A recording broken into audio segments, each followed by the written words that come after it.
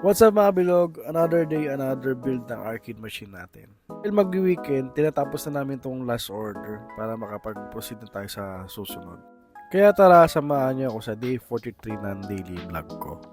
Importante sa part ko na tinetesting namin yung unit bago namin i-deliver sa client. Para ma-make sure namin na walang problema yung unit pag dumating sa kanila. Katulad ng ginagawa namin ni bro, nilalaro muna namin unit kung may mga errors or mga possible defect na mangyayari upon testing namin ng arcade na to. Kaya minimake sure namin na lahat ng buttons, analog, mga parts na nilalagay namin ay nag-work ng maayos at walang magiging problema in the future. Kung meron man in the future, madali naman ako makontact through online technical support at panire-repair naman agad yan. At pagdating na hapon, medyo inagahan ko ngayong weekend para pumunta sa gym mga alas 3 na. Pero body check muna tayo. Ganoon pa rin naman, bilog pa rin yung mukha ko, bilog pa rin yung tiyan ko. Hope next year magkaroon na tayo ng malupit na resulta. Maaga tayo sa gym, bandang hapon. Halos wala talagang tao ng ganitong oras.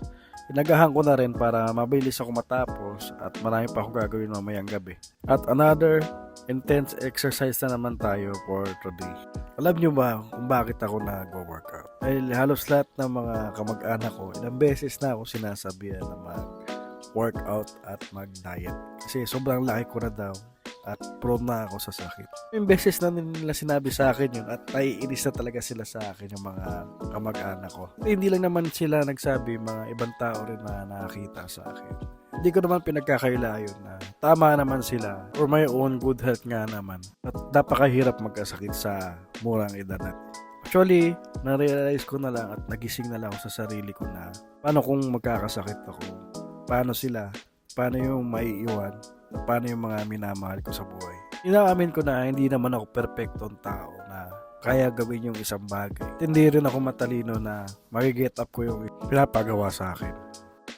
Kaya importante, huwag mong hayaan na pigilan ka ng mga nasa paligid mo na kung ano yung gusto mong gawin.